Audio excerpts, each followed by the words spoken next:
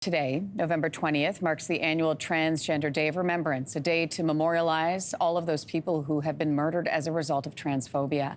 So this day was first observed in 1999 to draw attention to the continued violence toward transgender people, and that violence still persists today. In fact, transgender communities face some of the highest rates of violent crime, with 70% of trans youth in Canada experiencing some form of sexual harassment or violence.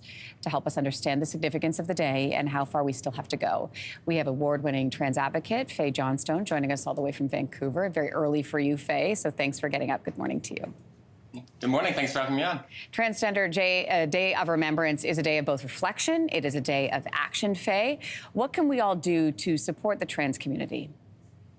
You know, today our community is going to be coming together at vigils all across the country and all around the world. And showing up is the first step in taking action. So I invite folks to find a vigil near them and to see what they can do to just be in community with us. You know, today is a really hard day for trans people.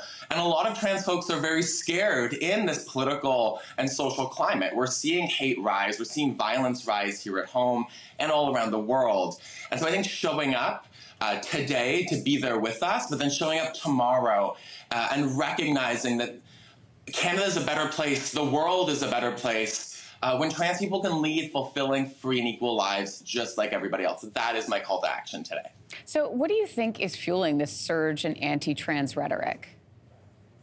I think there's a few things going on. I think first, you know, a lot of people are having a harder time paying their bills, affording a home, and supporting their families. And when life is hard and when governments don't necessarily have the kinds of solutions that we'd like, a lot of anger comes into the space. And then I think when you have a community that's misunderstood, and my community absolutely is, it's easy to use us as a scapegoat or to, you know, further fuel that anger and rage through us.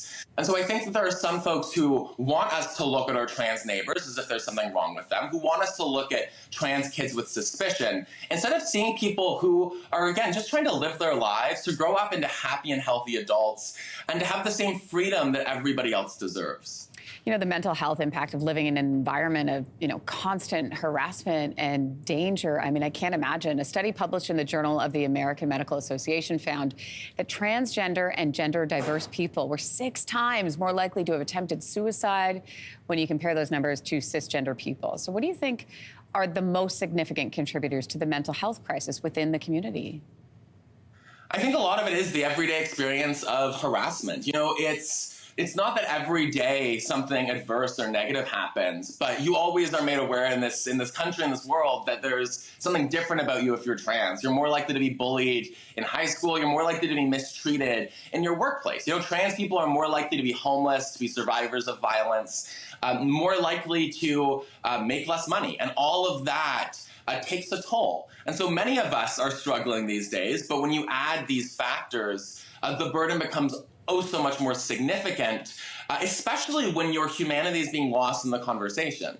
I spent the last year trying to advocate and organize for my community as Canadian governments in 3 provinces started rolling back on our rights. And when you're a trans person and you're just trying to live your life, seeing those headlines in and of itself takes a toll, because you're worried about your friends, about your family. You're worried about yourself and your own ability to live, again, a happy and free life when we've got these politicians obsessed with us. Lastly, I want to ask, you know, I'm thinking about the young people in this country, and for a trans person watching right now who's struggling, what message do you have for them today? You know, our community has come so far, and I stand on the shoulders of giants. Trans folks from generations before and our allies and LGBT people created a world where we are more free and more equal. And so it's scary right now, but we're going to keep going. And if you're an ally watching this, I would urge you to tap in.